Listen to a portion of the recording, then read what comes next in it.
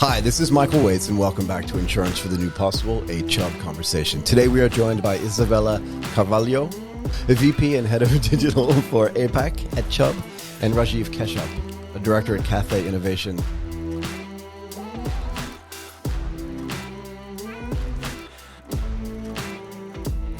Thank you both, by the way, for coming and doing this. I really appreciate it. And before we get to the main part of our conversation, it's always better to get a little bit of your background for some context. Isabella?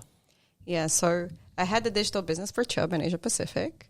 So we are present in various countries here, and we distribute insurance with the best platforms you can see around. So, and where are you from, though, originally? I'm from Brazil. You're from Brazil? Exactly. And how long have you lived outside of Brazil? I left my city 15 years ago. 15 years ago. And where in Brazil are you from? Brasilia, the capital. Nice. Yeah.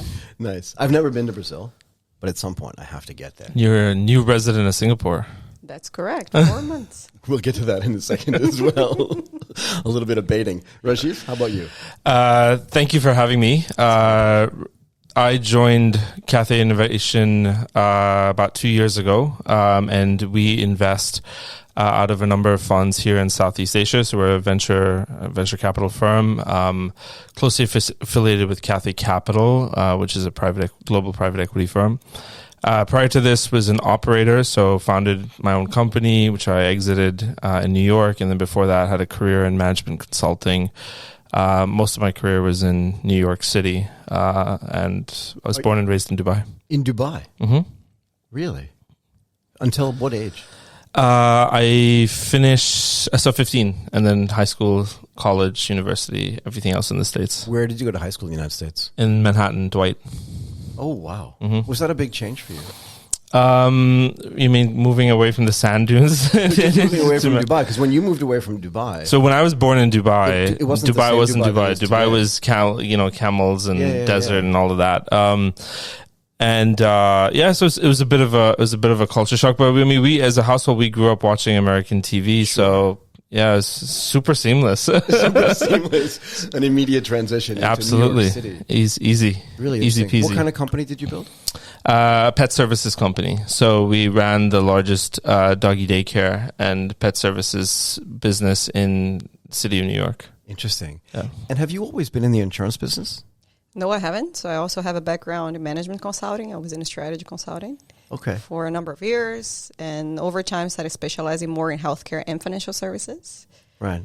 And after that, I did a pause in my corporate world and went to e-commerce. So I was in Lazada. That's how I came to Asia. First to the Philippines, then to Hong Kong. Then back to management consulting. Then I entered the insurance industry. I was at AIA before. So how long ago was that? The getting into the insurance industry? Over 4 years ago, I guess. Okay. Yeah. But this is really interesting, right? Because two operators, you've invested, you've done strategy and management consulting as well. I'm always curious to talk to people from management consulting about what they take with them, right? Because it's a very unique and interesting experience from that into what they're doing today. Because for me, I mean, I've always been in strategy, right? And in M&A. So I think you bring with you the ability of seeing things in an aggregate. Go ahead. Right? Instead of just being in depth, specialized in something very specific.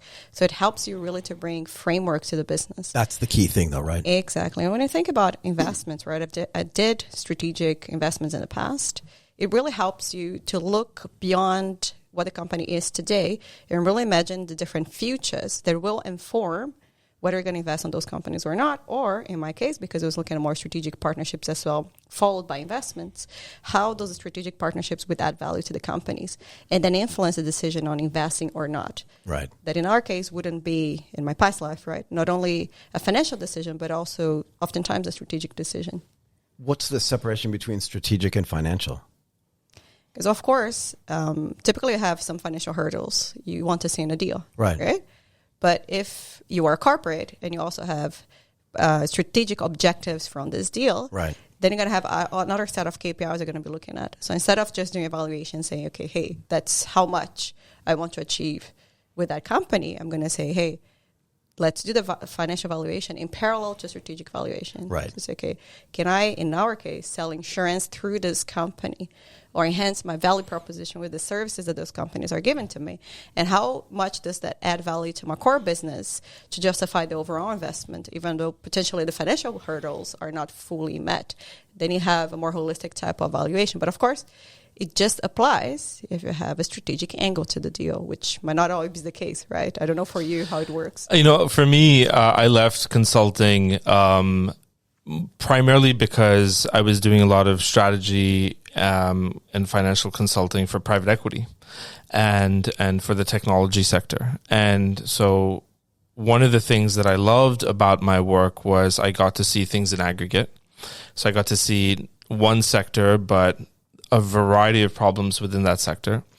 But one of the things I hated about that role, and I'm straight shooter, don't hold back, is you were an arm's length away from the execution, and so I would be responsible for a lot of I think you should do X, right.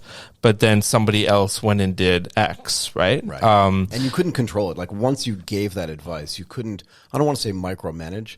No. But you couldn't even macromanage. No, and manage. You don't get to the micro side. No, okay. Right. You are a PowerPoint producer. You produce the thinking, but you yourself, despite this being very interesting, you cannot even test your own hypotheses because it goes to the long term and you're already in your next project. That's right. And in some cases, 2 or 3 projects in before you even find out what happened with that last one. And so you don't really get to validate, hey, did I think about that the right way? Did I help management go and execute the right way? I mean, part of the validation is they come back with another project for you, which is fantastic. Right. They vote with their wallet, but you don't really get to spend time to get to drive something to conclusion, right? And so for me, that was one of the things that I wanted to make sure I solved for in the next role. But you still, I took away all of the pace and all of the framework building and a lot of the amazing PowerPoint skills into all of the roles. You joke about it, right? But to be fair, if PowerPoint is really about communication, I mean, I understand what it looks like from a consultant standpoint, right?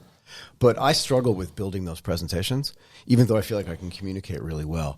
And while everybody to whom I speak who's come out of consulting and goes either into insurance, into corporate, into investing, or even into the startup world, all of them feel super confident about their PowerPoint skills while they're still making fun of themselves for like being somebody who just presents. Joker. Right? Yeah. Go ahead. But at the end of the day, I think it's about storytelling. Go ahead.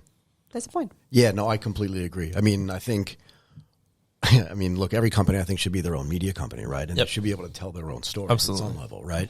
And this is super important also because when you get to a corporate world, and this is what I think I did not fully appreciate when I just as consultant, is that there's so much internal selling, so many stakeholders are convinced to get each and every action done. And I'm not talking about my current job right now. I'm talking about everywhere, right? Because there are so many parties and so many points of view to the same problem, especially when I think about people who are specialized and they have never had the experience that we had. Yep. To be there on top and looking at all the aspects of a certain business. So it's storytelling is about opening up their minds to the broader idea, right? So that it can get things through. And storytelling is super important, right? Go ahead. Did you want to? No. So after you left consulting, you wanted to find a place where you could actually affect the things that you thought. So was that your startup, the business that you built, or was that afterwards? So I was building the startup with my wife at the same time I had a career in consulting. So did you use all the stuff that you learned at consulting? 100%. So that validated a lot of the things. 100%. And took it 2 steps further. I mean, try paying payroll 6-7 years in a row. It's hard. Or, going through like a pandemic and not knowing where your next customer is going to come from. Like all of those things, but at a super micro level, is really, really tough. So did it change the way, and this is actually for you as well, you have all these frameworks, right, and all of these skills that you get, and you want to affect change. But once you actually had to operate yourself, whether it was at Lazada or at follow-ons, did it change the way you thought about implementing strategy once you actually got to do it yourself? Yeah, absolutely. How, though? It's all about people. It's all about people. Yeah, because at the end of the day, you may have the best ideas in the world, but when you get to execution, then you got the real hurdles, right? Right. Again, from convincing all the right stakeholders that this is the right path, and then to executing, it's all about people and systems, of course, as well. Yeah. But people, it's the most important thing. I agree. I developed two massive amounts of appreciation for people and for product. If you don't have the right product, and I was never trained to learn about what makes good product from great product outside of understanding a customer's perspective of it. Right. And what, how to empower the right people for the right roles at the right time. Those two things I didn't have much of an appreciation for prior. And so consulting was really helpful in giving you a lot of framework, but not so helpful in a lot of the pragmaticism that's required to run a business or operate a business. Right. And that's a lot more, it sort of comes from your gut and as opposed to, anything that business school or the firm will teach you. So in the startup world, right, when you're starting your own business, there's always this thought of, I'm going to disrupt this industry at the beginning, right? And I think you quickly realize if you're going to be successful, you can't do it by yourself. And a lot of the companies with whom you interact are much bigger. If it's pet food suppliers, right, or just distributors, or even or even insurance companies, right, if you're selling pet insurance. And you realize now I have to learn not just how to interact with my small company, but with bigger companies as well. How does that work? So for us, it was actually super seamless because by day I was a consultant with enterprise, right? So big company interaction was great. But I think at the genesis, one thing that when we work with startups who are much smaller than the incumbent or than the enterprise in their space, we look for ways that you can fulfill a common denominator and ways you could be super helpful, right? And so if you can fill a pain point, a common denominator, either through people, product, or a service, or even introduce them to a part of the community that they didn't traditionally have access to, that goes a really long way in developing any type of partnership. Yeah. But I think there are a lot of difficulties in doing so, right? Because when you do partnerships, and I've been doing that for a while, the speeds of execution are quite different. Of course, it depends on what type of partnership we're talking about. So there was a part of my life where I was looking for smaller companies to do partnerships with to enhance the value proposition of the big company I was working with. Right. It was hard because the startups are like, I have this ready. I can right do now. everything for you. And they were so excited to be in touch with that super large company that could help them not only in jump starting their business, but also in valuation, right? If they have that partnership. Right. And sometimes for them, the amount of time that would get that big company to execute was the time in between life and death.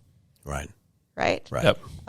So aligning timelines, I think it's something that isn't that easy, especially if the corporate is the big one with the power and the startup is trying to enter that. But secondly, if you're in the corporate and trying to push those partnerships, is really to convince people internally on the urgency, despite the fact of this being of smaller scope as opposed to what they're doing on the business as usual. And doesn't this get back a little bit to this idea of what the financial incentives are versus what the strategic incentives are as well, right? In other words, internally there may be this conversation of we can do that, but it's not going to make us a lot of money. Or we could do that, and then it introduces us, like you said, to all the other people with whom this smaller company is working. Do you have those conversations now? Yeah, of course. Right? It's always... But it isn't. It's not so obvious, right? Because if you go back and look at, because you've been on both sides of this fence, right? So when you were at Lazada, I don't know when it was, but Lazada wasn't always a behemoth, right? It was in the beginning. It was in the beginning. It was in the like beginning, 8 years right? ago. So it was. I mean, they hire really quickly. The rocket stuff hires really quickly, but they also fire really quickly. But the environment there is just hustle fast. And we were trying to build partnerships with suppliers, with payment systems and stuff like that. They may move more slowly than you. So you've seen both sides of this. How has your perspective changed on that, though? I mean, the point is there are always going to be competing priorities, and that's a fact of life. And you have to adapt over time to those priorities. And I think that's a point, right? Of course, now taking back the role that I have here at Keshup, right? That's a very disciplined company. We are looking at our P&L each and every day. Okay. So each partnership that I bring has to have a value. Yep. Now, the matter here is really the balance to say, okay, when does the value come? Of course, ideally, it should come upfront, but in reality, it never happens. It's just so rare, right? Exactly. Actually, I wouldn't even say rare. I would say impossible, because there's a cycle of, especially when we're talking about distribution partnerships, of investment in making sure that the solution is available, and then we start selling. And this may or may not be the best product, so we have to test product market fit, we have to do iteration. So let's say that way, minimum to really ascertain whether you're successful or not, a year, right? But of course, the demands for stakeholders are more short-sighted. So that balance is very important. And building the story to the point of PowerPoint. Right. Compelling story and say, hey, have patience. I believe things can evolve over time. So really, and I want to ask you this too, but I want to come to you first. A really non-traditional way to look at this, right, is if you think about it from your perspective, there are investors out there that are interacting with smaller companies every single day, and they should know them inside and out as investors, even if they're not investors in those companies. They've probably done due diligence on them as well. So is there a way for you to use the knowledge that they've gained, you think, over time, and say, who do you think would fit in best here? Because what you're talking about is not disruptive innovation. You're talking about value chain innovation. Yep. Where along the value chain can it add value? So how does that work, where you can use, because it's kind of an innovative way to think about this, right? Actually, maybe you can talk about this first. Like, how does that work from your perspective, where all the knowledge you have can help incumbents figure out where people can help them on the value chain side of the innovation? That's a great question. So I think, so I won't talk about investors just yet. I'll talk about Cathay first, because we're quite unique in that regard. So the vast majority of our LPs are investors, are corporates. So the likes of Unilever, Total, Michelin, BNP Paribas, Cardiff. And so with them comes a ton of institutional knowledge, know-how, and a way of doing business for hundreds of years. Right. That's cool. And global, right? So, and so they have different global perspectives. Not just like they operate in Southeast Asia. No, they just operate in Europe, everyone's global. But right? that's important to note, yeah? Sorry, go ahead. Absolutely. And where they look for us to sort of fill a gap is what's on the horizon that may come out in the next 24, 36 months that could either transform our business or completely disrupt our business. And how do we get that foresight early enough that then we can either partner with them, work with them, supply to them, be a customer to them, or eventually even acquire them? But in a way, they're developing your investment thesis for you. I'm exaggerating a little bit, right? But you're getting all this information from them, so you know where those value chain innovations are necessary. It's almost like them saying, this is what we do really, really well. Right. These are our big blind spots matrixed by geographies. Right. And this is what we are horrible at and we really need to improve. Right. But then you can go out and look to invest in those things. 100%, all the time. Right. And that's exactly, that's what builds our investment thesis across multiple dimensions, multiple sectors. It also means that they can go in with way more confidence when you invest, because you're like, we know somebody needs this, or is at least anticipating the necessity for this. There's a duality to that. Right. So one is we go in with more confidence because we have, let's take BNP Paribas Cardiff as insurance. So we have this insurance behemoth that could help us with diligence, and so we know what we're talking about, and we'll know if they really see this as a pain point and they really see this going forward. And while that's important to get their view, that doesn't necessarily it isn't necessarily the whole view, for sure. But it forms a good portion of the thesis. And then on the reverse, the company looks at us and says, "Oh wow, you've got them sitting behind you. That's really valuable to us." To us, yeah, to us, right? To us. What do you think? Yeah, I think it's very valuable because actually a big issue that you have when you're doing strategic investments is deal sourcing. Yep. And especially when you're a big company, like everyone comes to you, and it's hard to tell who's actually good, who's Filtering, not. right? It's hard to filter. Exactly. The filter process is quite time consuming. Right. And it would be better to have, you're fronting this, right? So you're curating the companies that are important not only from a financial perspective for those companies, but potentially strategically as well. And at the same time, I think is interesting, that model is that if you're sourcing a company that's solving a problem that, let's say, BNP Cardiff has, you're already kind of guaranteeing right? A client to that company, which also in turn helps with valuation, with growth of the business. So at the end of the day, it's a self-feeding mechanism that if it's well executed, it can definitely add value to the company. If Keshup needs help sourcing, 2% fees. I know a guy that might be able to help. I can see a guy. So noted. I can hook you up with that guy. Yeah. But outside of that, are there other things specifically that you're looking for? In other words, maybe give a little window into what you're thinking about 2 to 3 years out, right? Without giving away who's telling you this, or without giving away inside information. But what are you looking forward to? When we look at a startup, you mean? Yeah, no, even today. So you're sitting here thinking, okay, I have all this information coming from our corporates, our LPs and stuff like that. What I'm seeing 2 to 3 years out is what? Got it. Fintech space, yeah, or Got the it. insurance space. What are you Got seeing? it. So in terms of insurance or insurtech, when we look at opportunities, there's been massive amounts of opportunity that have sort of played itself out a little bit in distribution. Right. There've been opportunities in the claims layer and in terms of making claims more efficient. Pure value chain innovation. Pure value chain innovation or pure product factory innovation. So building products out a lot faster. Coherent's a great example of that. Yep. But we're still so, in this part of the world, it's 4 billion people. No country is more than 30% penetrated in terms of insurance. Right. We're still so far behind the rest of the world that we're still dealing with things here, or we're still seeing things here that have already been done, already been played out in other parts of the world. There? We're still there. So we're still talking about marketplaces to disintermediate or to take distribution online. There's distribution happening at the micro level, but it's happening at products that aren't necessarily super innovative or super different. Right. And so we're still taking this product-centric view to insurance as opposed to this customer-centric view of insurance, right? So. Yeah. And the reality is, because you're talking a lot about disruption, right? And for me, the disruption is not the answer to everything. I agree. So that's the point. So long as we still have an opportunity of doing things incrementally better, if they make a difference for the businesses and for the people, we can do it. Of course, if disruption comes and we can do something completely different that addresses the need in a much more efficient way, I'm all for it.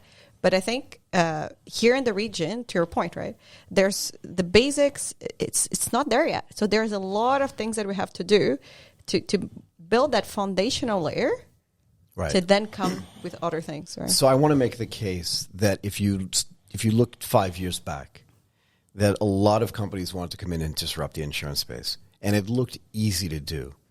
And I think that over time they've realized that's the incumbent insurance companies never going away. They're just not.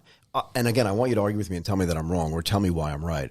But I think this idea that disruption is possible in a business that requires such a massive balance sheet to do the proper underwriting and all the other sort of financial products and financial issues that go along with running an insurance company that aren't obvious to somebody who's not in the business.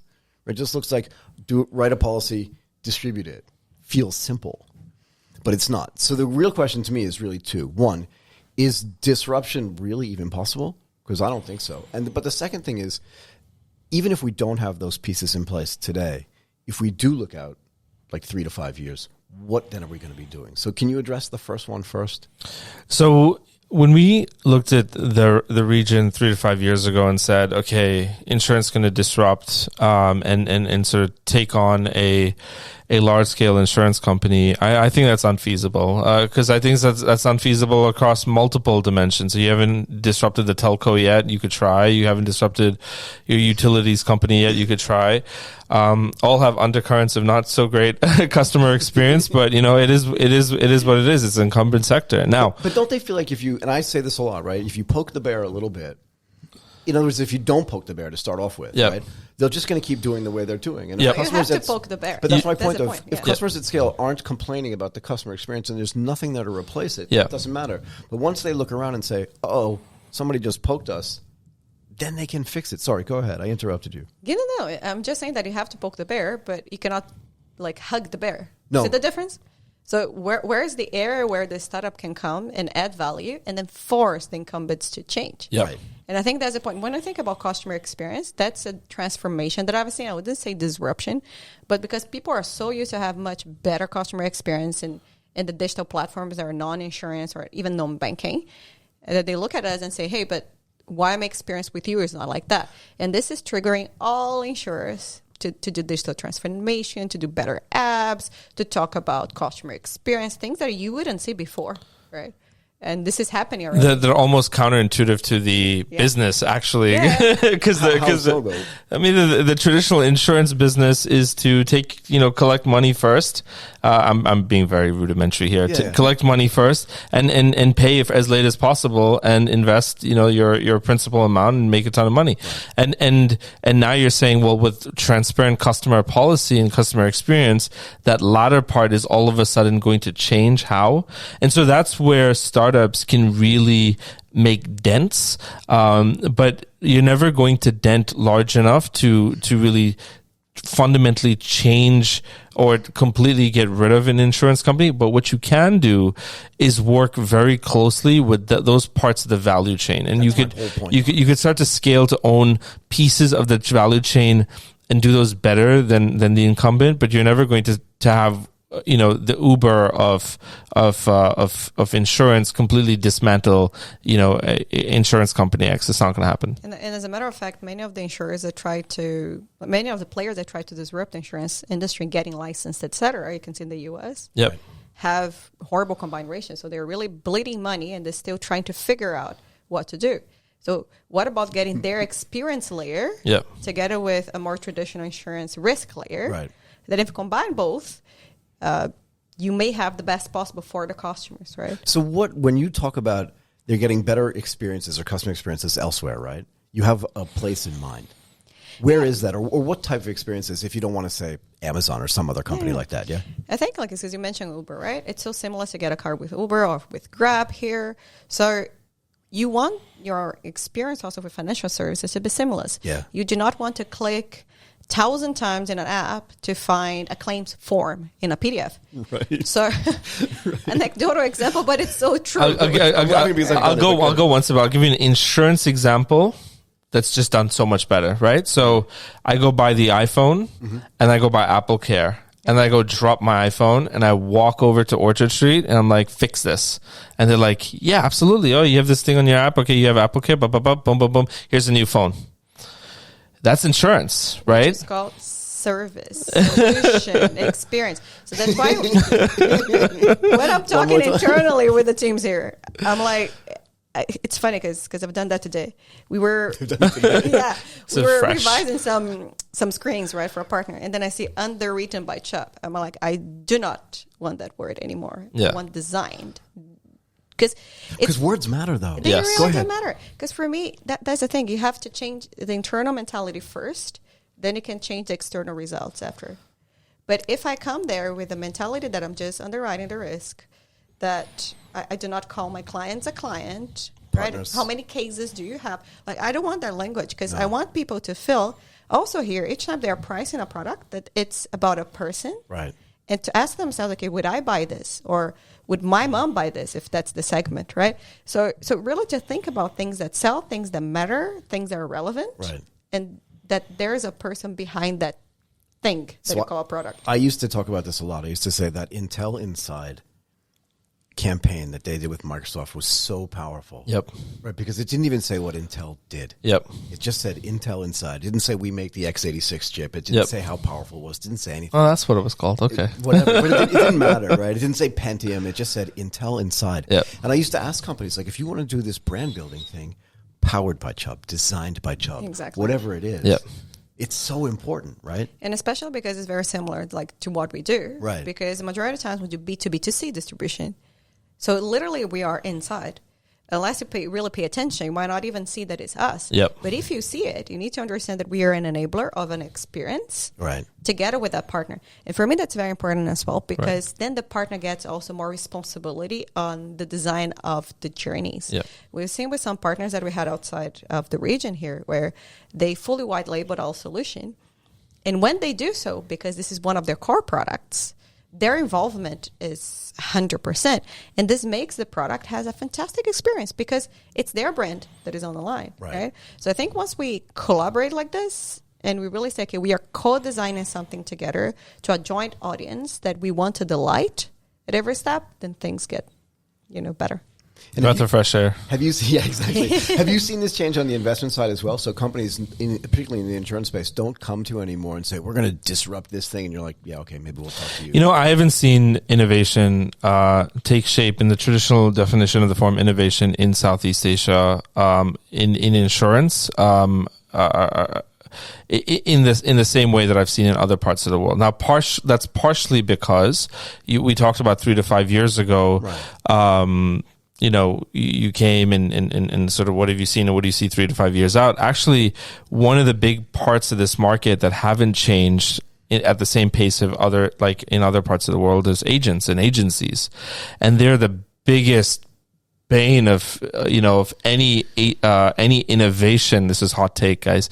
The biggest bane of any. I'm going to get hate mail after this. But they're the biggest bane of existence for insurance and insurance companies because they're the place that has almost had an annuity type of business and doesn't necessarily want to change. And anytime you try and disrupt that, bypass that, kind of go over it, you're run into trouble. So I want to make an example here. I want to give you an example. When I joined the financial services industry back in the 1930s, actually maybe in the 40s, I can't remember exactly when, but everything was done manually. And what happened was that the technology then that we built, because we had agents too, right? A guy who's a sales trader is really just in a way like a stockbroker at scale. But the great sales traders knew that technology was going to help them be great. And the poor ones, the ones that were the bane of the existence of the investors and of the firms who didn't want to change and didn't want to adapt, when the tech came in and superpowered the great sales trader, because now I have all this info at my disposal, I can be super smart and give you great recommendations, this other guy or gal was just like, uh-oh. And they kind of slowly, didn't have to get fired, but they kind of slowly just got replaced by people that could take technology and build this hybrid experience. I think that's happening in the insurance industry here as well.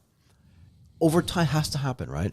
But actually, many insurance companies are putting tools in front of agents, right? And during the pandemic, it just went up exponentially. Yep. So all agents have an iPad in which they can close the sale together with you, etc., with the product recommendation engine, etc. So this exists.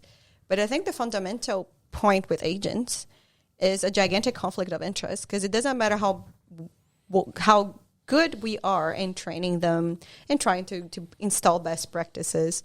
For many people, for many consumers, that trust is not there. It's like, why? Interesting. He's saying that. I wouldn't have bought my insurance without an agent, but go ahead. So that's the thing. But I think, for me, it's exactly the contrary. Having lived in Hong Kong, for example, for many years, you go to a bank, do you trust the guys that are there? It's a complete push selling. So Hong Kong's super competitive as well, right? Because there are so many agents there. It's probably one of the most agent dense. Oh, yeah. Agent dense cities in the world, right? That's the agent city. But that's what I'm saying, that the trust, I think, is the key element. If you feel that someone is well-intentioned, has the right tools, gives you different options, and that matches what you need, then yes. And an agent will be necessary for more complex products as you advance in your life stages, right? Yep. Right. But the question is, for more simple ones, what are the tools available for us to buy? And even for more complex ones, how can I really understand what they are to make a better decision with or without an agent as the distribution channel? You see what I mean? How can I inform myself? And today, in the majority of times, terms are not that easy. People do not fully understand. Right. So the need for an agent is kind of self-fed by the insurers themselves, because where is it, the information in a way that I understand? Where's the education? Exactly. So education and awareness is very low. Yep. So this brings up two really important points for me. To get people to buy more product, right, or to get them interested in insurance, first they have to have financial literacy.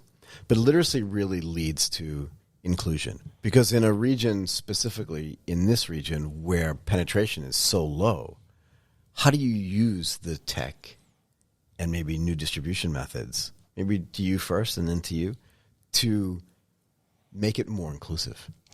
So I think, And do you look for that when you're... so we do.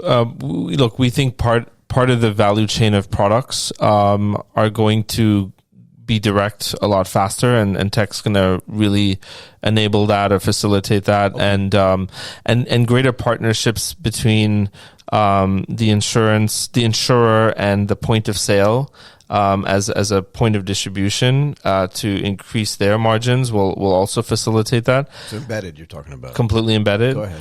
There's also parts of the insurance product suite that we don't think will ever. All the technology in the world won't help you make that decision without an intermediary. Right. And so those are the parts that we typically don't touch, because we feel like that relationship between the insurer and the agent and the end customer is one that's you're never going to be able to disrupt that. Right, but how do you address the financial inclusion side of this? So in terms of financial inclusion, we've invested in companies that typically make insurance in micro bit-sized products that allow for it to be a lot more affordable and a lot more accessible online. Yep. And we've invested behind companies that take away the product centricity behind it and really focus on the solution.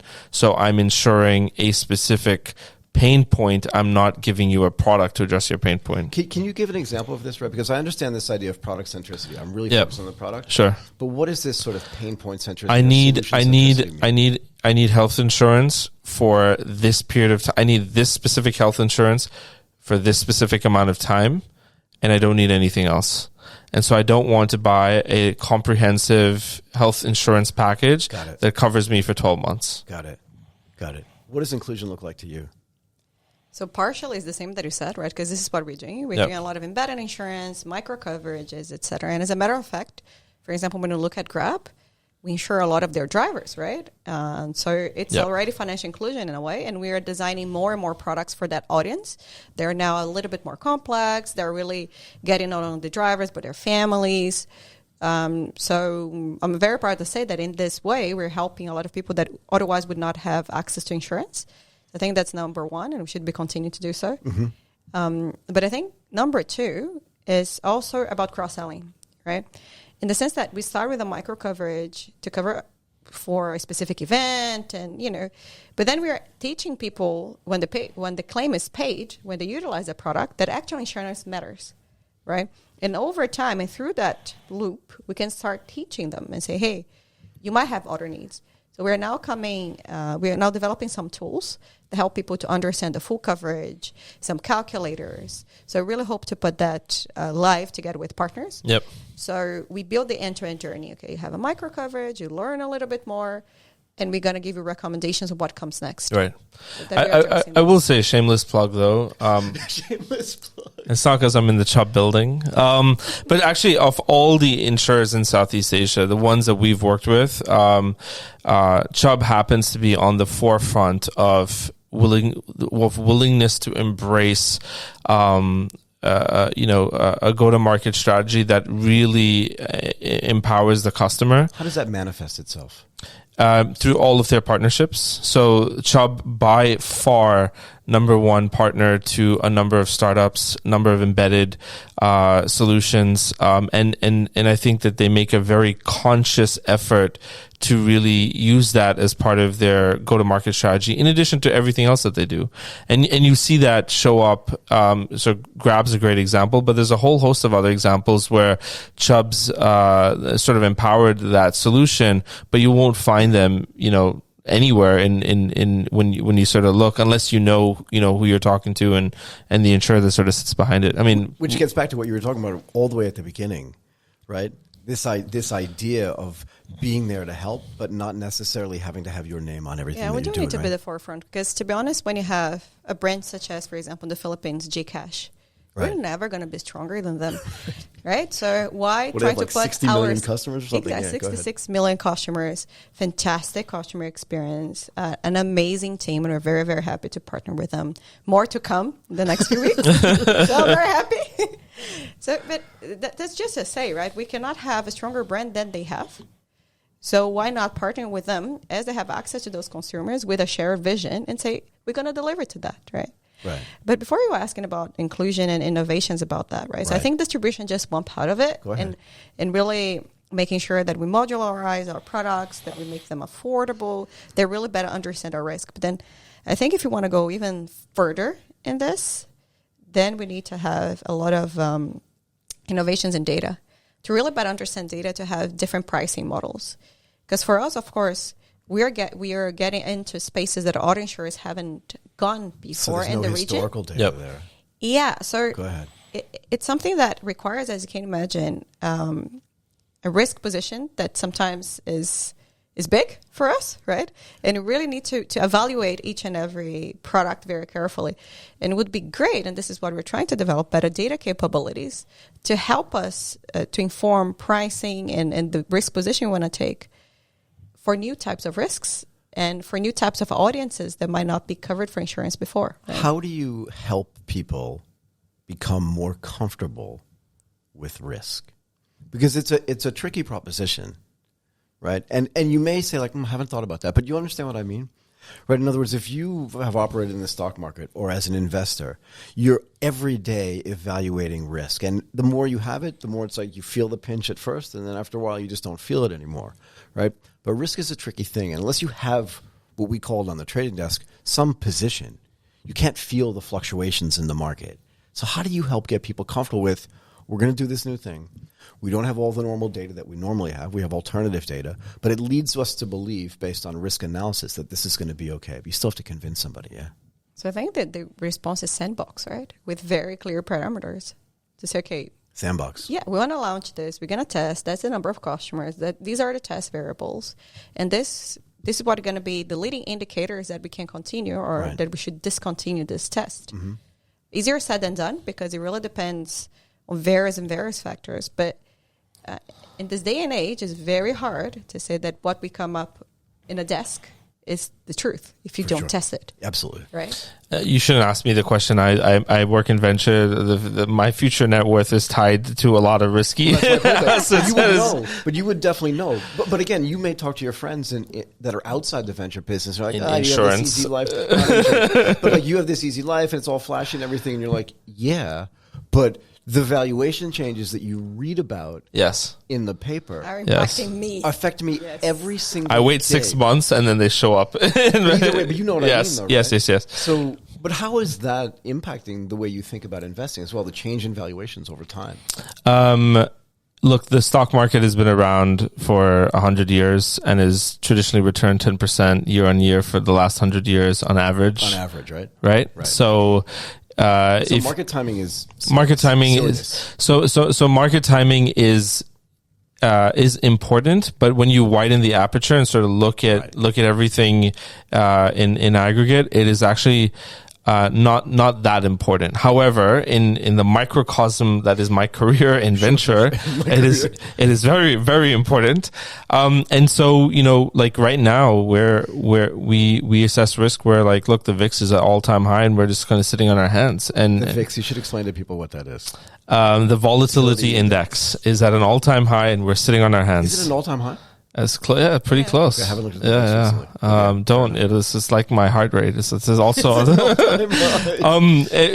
and so it's super tough to be in this because you have a set of portfolio companies that you've invested in that have a fixed price multiple. Right. Yeah. And then you have that is changing, and then obviously they're growing, but will the multiple stay the same or not is the question. And then you have a bunch of assets and opportunities that you could kind of work with, where the price is constantly falling. And so you don't know when to jump in, when not to jump in, and sort of when to ride your conviction. And it brings also to the fundamental question of what is value and how we anticipate future value. 100%. And I'm more at the firm. I'm more of the not the pessimist, but the realist in terms, like, I'm on the floor of what actual value is, and so it's a good balance. We should invest together because I'm an enthusiast. So somewhere in the middle is probably right. Somewhere. So we will probably get it right somewhere somewhere in the middle. But I had a question for you based on what you said as well, in the sense that yes, dealing with risk and sandboxing and all that is fantastic. But how do you, if I sort of made a bold statement that Chubb's probably, on the forefront of innovation, or at least experimenting, how do you convince folks internally that this is the right thing to do? And then double click, how do you convince folks internally in Southeast Asia and Asia that this is probably the right set of investments to make? And we may or may not make any money from any of these partnerships, and the engagement may be super low, but it's worth a shot anyways. Yeah, because it really depends what it is, right? I think there are different processes. If it's about a partnership that we want to invest in, right? Either investing upfront or paying for a team to work in a partnership, to do some kind of commitment. So it's a different set of stakeholders than saying, okay, I want to do an innovative product. It's another set of stakeholders in another process. So I think the first one, it's really about making the strategic case. So it's literally a strategic investment. It's like, okay, who is this partner? Are they willing to work with us? Which is extremely important, because it doesn't matter how many customers they have. It doesn't matter how much data they claim to have access to. Right. If they do not have a team that is a financial services team at least, or insurance team even better, and a clear insurance strategy, it doesn't work, right? Because for the majority of those platforms, we're just a very small portion of the overall business. And if they do not commit on their end, they're never going to execute to our joint strategies, because as all partners said, well, it's hard to get developers. I deeply understand and deeply agree. And if insurance is too small for this partner, of course, the developers will not be allocated to insurance. So I think really ascertain the willingness of the counterparty to invest in insurance is something that's very important, that allows us to invest on our end. But then it's building the story, as we're saying, okay, we believe that we can do a roadmap. We believe that this can be digital and omni-channel. How we're going to be looking at customer lifetime value. Is that customer base affinitized to the products that we can sell today? Do we need to invest in developing new things for these people? So I think it's a holistic evaluation, and it's a very different set of stakeholders that, of course, will look at things in detail, but they'll look at things more strategically when you talk about a partnership. But then when you talk about a new product, then it's a completely set of stakeholders, right? I'm talking to underwriters. They go to the detail. They're typically a bit more conservative, because this is what they have done their whole lives. And they're in the business, and their job is to manage the risk. So when we come with a pricing points from a market perspective, top down or bottom up, right, that they're uncomfortable with, or when we ask for different types of coverages and combinations, they're like, but why do you want this? Do you see the problem? Do you see the problem now? That's the point. But what I'm trying to do more and more right now is really to have more engagement with them and explaining what the market wants, and say, hey, it's not us asking for something out of the blue. There's a very specific reason for that. And if you are with us in that journey, talking to the partners, understanding why they're asking for things, then you may learn from it as well, and adapt the way you work, because digital is the future in a way or another. We never know from a distribution perspective. We cannot say that this full transformation happened 2 years, in 5 years, or 10. But what we know is telemarketing, as we know today, despite being a very big channel in many jurisdictions, may not be as big in the future. So we have to invest right now. And the investment is not only on the micro products that we're seeing in the market right now, but is in transforming the whole organization and the mentality of our underwriters to be able to tackle that in the future. Right. I'm going to stop there. And I'm just going to say, that was amazing. Isabella Carvalho, a VP Head of Digital for APAC at Chubb, and Rajive Keshup, a Director at Cathay Innovation. That was spectacular. Really, thank you both very much. It was great being here. Thank you.